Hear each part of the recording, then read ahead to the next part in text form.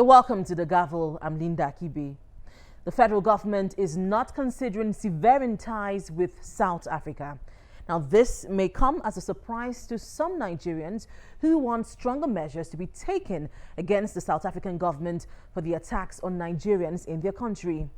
In the meantime, the Speaker of the House of Representatives says the House will authorize funding for victims of the xenophobic attacks in South Africa who wish to take legal action against the perpetrators.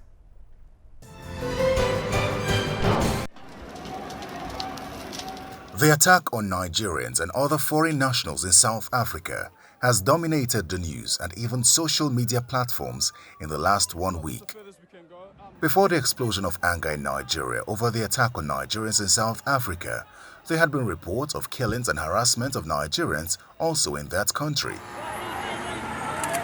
But this recent attack appears to have reached a boiling point with reprisal attacks on South African-owned businesses in different parts of the country. Various government officials have been speaking about the situation. The most recent is the Speaker of the House of Representatives. We reject entirely the obvious attempt to change the true narrative of events by casting the recently organized acts of violence as merely internecine conflicts between gangs fighting for turf. Unless it is the position of South African government that all Nigerians living in South Africa are gangsters and criminals, we demand that they reject these claims without equivocation. The vile images of violent devastation and death randomly visited on innocent people seeking their way in the world strikes at our heart, causing pain that words alone can express. Let no one add insult to our grief by trying to change the narrative. To every citizen of Nigeria, in every city and every state, who has watched recent events with rising anger and pain, we in the House of Representatives are with you. To those who are sorely tempted to respond to these latest incidents with violence on our streets and destruction in our communities, I call on you to resist all such temptation. Your anger is justified. Your pain is rightly felt, but we cannot honor the memory of our fallen citizens by setting our streets aflame and our houses asunder. We will achieve nothing by destroying businesses that employ our people and provide a living for our families. We will honor the lives of our fallen brothers by making sure that never again will our citizens' inalienable right to life and liberty be so wantonly denied here at home or anywhere else in the world. We will honor the sacrifice of the fallen by devoting ourselves once more to a covenant of service to one another, certain in the knowledge that our greatest protection against such harms is peace, progress, and prosperity in the homeland. He goes further to pledge support for the victims of the xenophobic attacks who might want to seek justice. We will further ask that the President direct the Ministry of Health to assist the families of the bereaved in expediting the return of loved ones who have lost their lives in these unfortunate events. The leadership of the House of Representatives will also shortly invite the Honorable Minister of Foreign Affairs, the Nigerian Ambassador to the Republic of South Africa, the Chairman of the Nigerian Diaspora Commission, and other stakeholders to jointly consider the causes of these latest incidents of organized mass violence and murder of our people. We intend not only to determine the causes of these latest events, but also to assess and account for the losses in life and property that have occurred. This will allow the government to more accurately demand reparations to compensate our citizens who suffered in this recent orgy of violence. The House of Representatives is ready to authorize legal funding for those citizens who wish to take legal action against identified perpetrators of the violence, as well as those who sponsored them or permitted their actions to occur and continue. Ladies and gentlemen, we recognize that there are many places in the world right now where internal crises and conflicts have made the terrain unsafe for our citizens there. We will work with all the stakeholders within and outside government to evolve and implement a plan to evacuate our people places and as much as possible keep them out of harm's way. We expect that the government of the Republic of South Africa will conduct a thorough investigation into these allegations and make public their findings, whatever they may be. Where any of these claims are determined to be true, we expect also that the individuals responsible will be held accountable to the highest degree permitted by law. According to Mr. Gbajabiamila, the House will invite the Minister of Foreign Affairs, the Nigerian Ambassador to South Africa, and the Chairman of the Diaspora Commission for further investigation and solutions to ensure that the incident never occurs again. While the briefing was on, the Minister of Foreign Affairs was meeting with the Senate Committee on Foreign Affairs. After the meeting, he had this to say. We're not reaching to the stage of diplomatic ties called off. There are various options. We're not by any means at the stage where we're breaking diplomatic relations with South Africa. But as I said, we will wait for the envoy to come back. There are different actions that can be taken at the diplomatic level without necessarily breaking off diplomatic ties. But we want our decision and Mr. President's decision to be an informed decision based after assessing all the facts, and of course the way the South African government itself reacts and what they say will also be very important in helping us to decide what we need to do.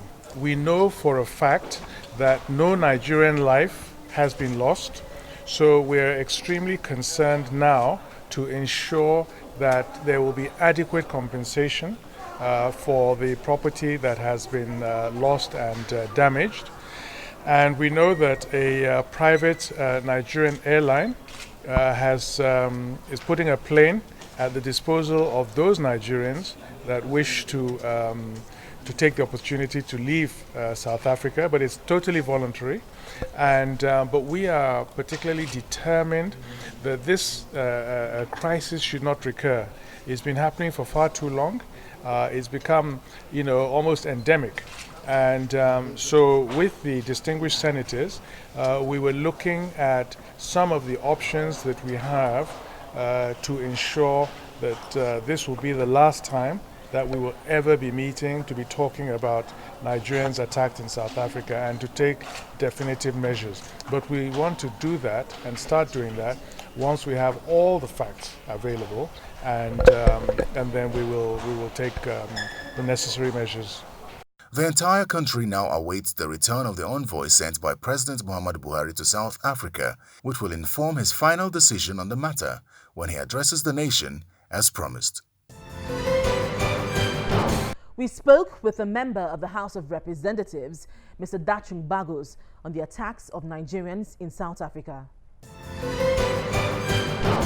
I feel that we have not looked into our bilateral relationship with South Africa very well, because this is not the first time we are having this since 2000, the major one since 2008. And I expect that by now, our bilateral relationship must have been reviewed so that what occurred in 2008 couldn't have happened again now. So something was not rightly done in the past years because there was a red flag, and we did not really look at those red flags so much and so well that led us to where we are today. Because if you looked at one of the videos of the Deputy Minister of Police, which was in 2017, and how he was saying and talking about not allowing foreigners to take over their businesses, and that one day the foreigners might rule their country. It shows that something has been going on the ground for many years, and we took that for granted, and this is the result now. You said you want a review of the bilateral relationship between Nigeria and South Africa. Specifically, what would you want to see? What changes would you want to see? In our bilateral relationship, we have to look at what are those agreements we have with South Africa in terms of doing business in South Africa, especially the business community, wheresoever you are. You want to be sure that you are safe, and even as you are safe, that you conduct your business free and fair. And when you know that in the African Union we have freedom of movement, freedom to do business in wheresoever you are, but as much as you are law-abiding in that very country. And so far, so good. We have not had a situation where Nigerians are the ones attacking businesses in South Africa, rather South Africans attacking Nigerian businesses. So these are issues that we need to come back to the table, that look, if you want us to be in your country, because nobody can live as an island. We need one another. South African business cannot 100% succeed without foreigners. It's not possible. So we need to review the bilateral relationship to look at if Nigerians are going to conduct business in South Africa. We need to be sure, South Africa have to assure Nigerians that, look, any Nigerian that is in South Africa, you conduct your business free and fair. They pay tax, for Christ's sake. So as long as they pay tax, as long as they are law-abiding, so why attacking their business? In the aftermath of the recent, crisis, in South Africa involving Nigerians, President Buhari has taken some actions, sending an envoy to South Africa, the Vice President Oshibajo declining to attend WEF, and then also, summoning the South African ambassador. Are you satisfied with these actions by the federal government? Well, I would say it's a step in the right direction, but not yet satisfied. It's a step in the right direction in the sense that we believe that with the delegation, if they start discussion and they give the president feedback, he will be able to take the next necessary steps. But then, with what they have done now, I would say it's a step in the right direction. But then we want to see, at the end of the day, we should have more sanctions to South Africa, because if we call ourselves giant of Africa, truly when we sneeze, South Africa is supposed to shiver. So we want to see Nigerian government take strong steps against the South African government to ensure that tomorrow we have a better working relationship. Now, the Minister of Foreign Affairs announced that Nigeria would be seeking compensation from South Africa, for the properties, destroyed in this recent, attacks on Nigerians by some South Africans. Do you agree with this? And do you think this is something that can be achieved? Like I said, we have to bend their hands. We have to make sure that Nigerians are compensated. And not only, it's not a fight that only Nigeria will take it out. It's something that other African countries will key into it. Other African countries have to be tough, because if they don't support Nigeria in this struggle now, tomorrow it might be them.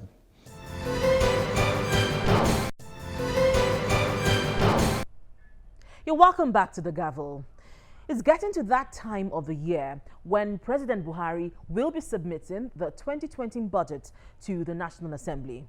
Now, this will be the first budget to be brought before the 9th Assembly, and keen observers of the legislature will be waiting to see if this budget process will be seamless, less controversial, and most importantly, if Nigeria will return to a one-year budget cycle. In anticipation of the presentation of the 2020 budget, the House of Representatives met with some non-governmental organizations to discuss reforming the process. Before the end of 2019, President Buhari will submit the 2020 budget to the National Assembly. He usually presents the budget before a joint sitting of the Senate and House of Representatives. If the executive is still paying subsidy, it will appear. In previous assemblies, what we typically see in the period between submission and eventual passage of the budget is friction, disagreements and blame games between the legislature and the executive. If both arms are not bickering over the failure of heads of government agencies to attend budget defense sessions, they butt heads over the inclusion of new projects into the budget. All these and more has meant that for more than 4 years, the national budget has been consistently passed late. To address the numerous challenges which has caused the persistent late passage of the budget and other problems associated with budget implementation, the House of Representatives held a meeting with non-governmental organizations as well as state actors in the budget process. The meeting was convened in the National Assembly, and each person representing an organization came with a position on how to improve the budgeting process. We spoke with some of the participants to get their views on how to achieve this goal. The first point is the approval process itself. So if you just recall a bit, in the past 2 or more years, the budget is either approved in May or June for a January, what should be a January to December budget. So that delay did affect implementation. So that's one aspect of it. But extremely important, and we can't stop saying it, is that when you have a budget, you've listed your expenditure. You have to have the revenues to finance it. The job that we do at the DMO says we should borrow to fund the fiscal deficit. So when you arrive at a fiscal deficit, it means you put your revenues together against expenditure. Is that difference that you should borrow? But when revenues are not adequate, then really you can't implement 100%. Borrowing will be 100%, but if revenues are not 100%, then the two don't add up to your expenditure. Okay, so that's also a critical focus of this meeting. Let's focus on revenues to ensure that we can implement the budget. If the budget is about planning and the expenditure on behalf of citizens, then its preparation, its concept, its implementation must be citizen-oriented, must be open, must be transparent, and must be seen to address these basic issues that are actually the major concern of the citizens of this country. So I think the very fact that for the first time the legislature this time around is engaging executive at pre-budget planning is a step in the right direction. First, consultation with those who actually are going to be the real implementers of the budget. Year in, year out, a lot of things come into the budget, and you find that they hardly have direct bearing with the in terms of impacting on the lives of citizens. If you take a particular MDA and you look at the budget in 2016, you will see some items were repeated in 2017, you see some items were repeated in 2018, and then you begin to wonder really whether it is really a budget that has been worked upon or a budget that has been cut and pasted. One of our suggestions was that through this process, Nigerians should be educated on why they should be involved in the process. The truth is that quite a number of Nigerians have actually lost faith in some of these processes, because when it comes to revenue generation, you will hear Nigerians say something like, why should I pay taxes if I cannot see the dividends of paying my tax? If I must pay my tax, then I should be able to enjoy the dividends. So that being the situation, we need the National Orientation Agency to actually improve on its role of reorientating Nigerians, because most of the time when you hear about taxation, they talk more about it from a punitive point of view, that is punishment for offenders, punishment for those who do not pay up their tithe. Their taxes, rather but they do not approach it from the reward perspective. As Nigerians, what do we stand to gain if we are dedicated to paying our taxes at the right time? The position of Labour is that we should be able to expand the tax coverage like other countries. South Africa, I think, is about 28%.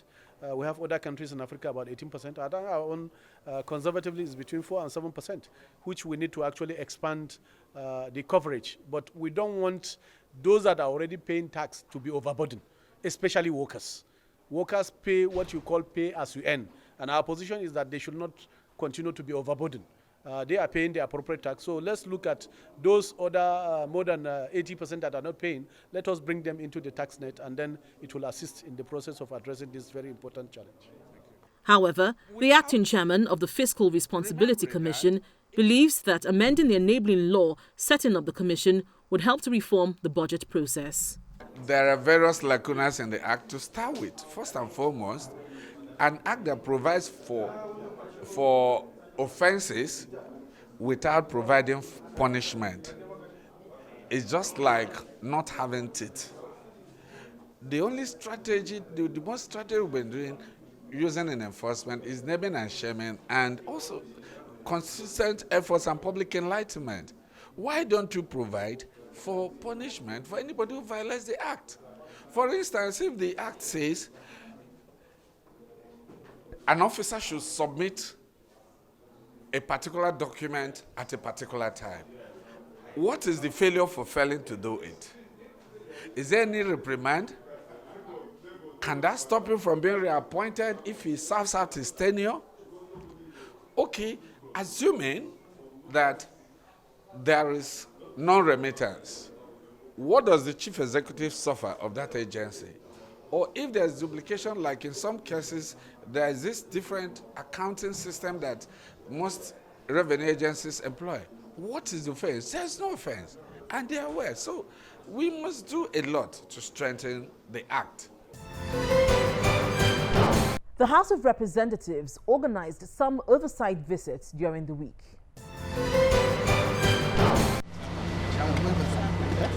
The House of Representatives Committee on Youth and Sports, as part of its oversight functions, visited the NYSC camp in Kebbi State to ascertain the quality of life available to corps members.